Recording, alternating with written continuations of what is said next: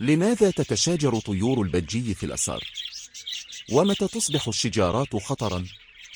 وكيف نتدخل؟ طيور البجي هي طيور صغيرة واجتماعية تشتهر بألوانها الزاهية وشخصيتها النشطة. في البرية تعيش هذه الطيور في أسراب كبيرة وتتفاعل مع بعضها بشكل طبيعي. ومع ذلك عند تربيتها في الأسر قد تنشأ بينها خلافات تؤدي إلى شجارات. هذه الشجارات قد تكون جزءا من تفاعلاتها الاجتماعية، ولكنها قد تتحول إلى خطر يهدد حياتها إذا لم يتم التعامل معها بشكل صحيح. في هذا المقال سنستعرض الأسباب الشائعة لشجارات البجي، ومتى تصبح هذه الشجارات خطيرة، ومتى يتعين علينا التدخل، وكيف يمكن تجنبها.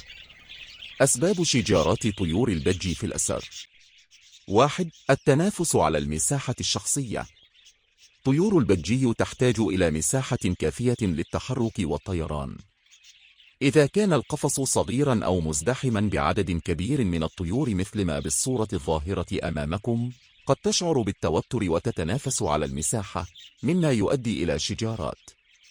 2. التنافس على الطعام والماء.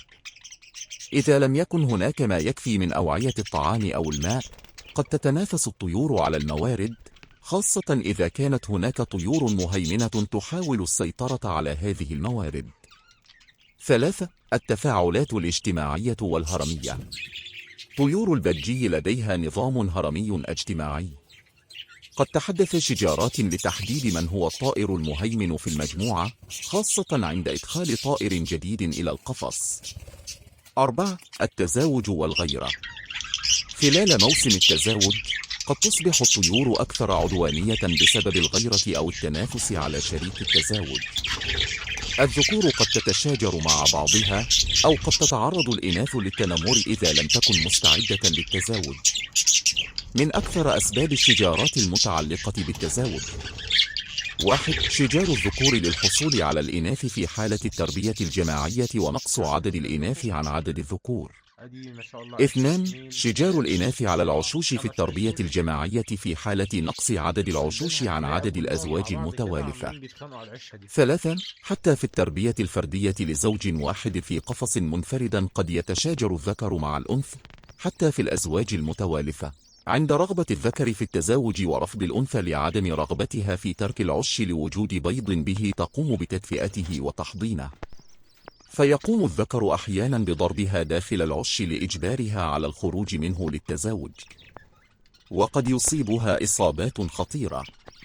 وعند ملاحظة ذلك يجب عزل الذكر في قفص آخر حتى تنتهي الأنثى من دورة حضانة الصغار وفطامهم وعزلهم.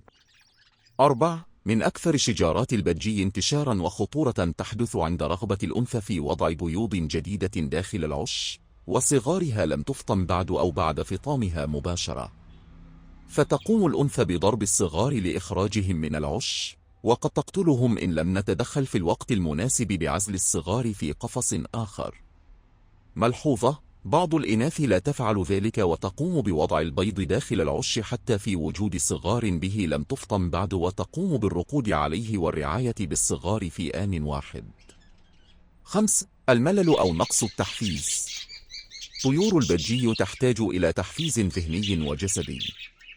إذا كانت البيئة مملة أو تفتقر إلى الألعاب والنشاطات، قد تصبح الطيور عصبية وتتجه إلى الشجارات كوسيلة لإخراج طاقتها. 6. الاختلافات في الشخصيات. مثل البشر، لكل طائر شخصيته. بعض الطيور قد تكون أكثر عدوانية أو عصبية من غيرها، مما قد يؤدي إلى صدامات مع الطيور الأخرى. وعند ملاحظة ذلك يجب عزل الطيور العدوانية عن باقي الطيور. متى تصبح الشجارات خطرا على حياة الطيور؟ الشجارات البسيطة بين طيور البجي قد تكون طبيعية، ولكنها تصبح خطيرة عندما تؤدي إلى إصابات جسدية مثل جروح أو نزيف، تسبب إجهادا مستمرا للطيور، مما يؤثر على صحتها العامة، تمنع بعض الطيور من الوصول إلى الطعام أو الماء، مما يعرضها لخطر الجوع أو الجفاف. تؤدي إلى تنمر مستمر على طائر معين، مما يجعله عرضة للأمراض أو الاكتئاب. متى يتعين علينا التدخل؟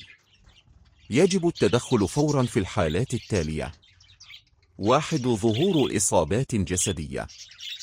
إذا لاحظت جروحا أو نزيفا على أحد الطيور، يجب عزله فورا وعلاجه. 2. تنمر مستمر. إذا كان طائر ما يتعرض للتنمر بشكل مستمر، مثل منعه من الأكل أو الشرب، يجب نقله إلى قفص آخر. 3. سلوك عدواني مفرط. إذا كان أحد الطيور يظهر سلوكا عدوانيا بشكل مفرط تجاه الآخرين، قد تحتاج إلى عزله مؤقت.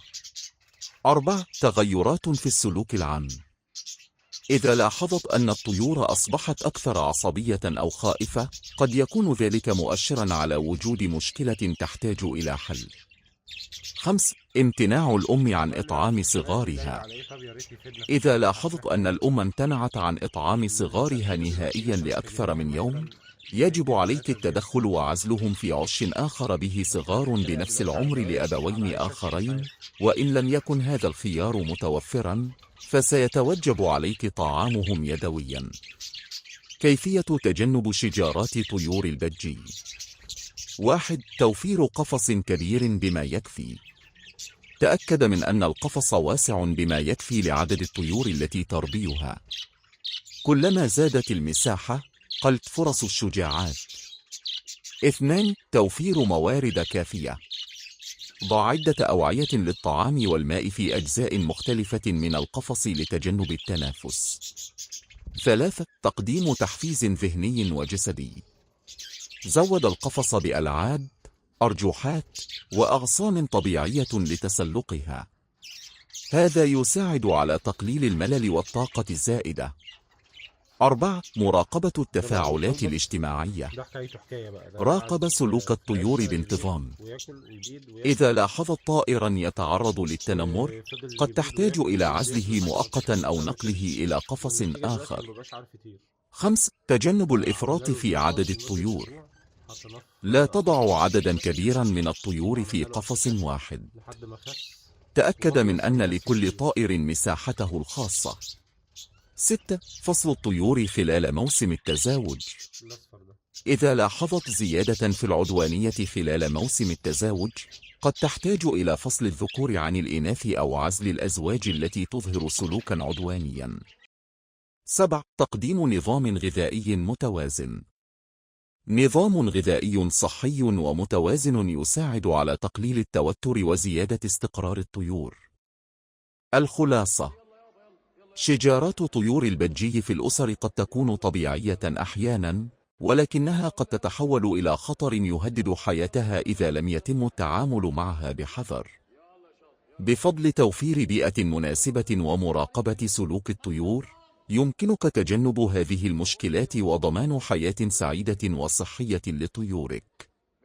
تذكر أن الاهتمام باحتياجاتها النفسية والجسدية هو مفتاح تجنب النزاعات والحفاظ على وئامها.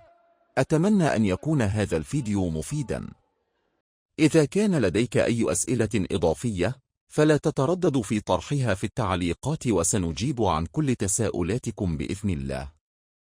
ولا تنسوا دعمنا بالاشتراك بالقناة وتفعيل زر التنبيهات ليوصلكم كل جديد عالم تربية طيور الزينة الممتع.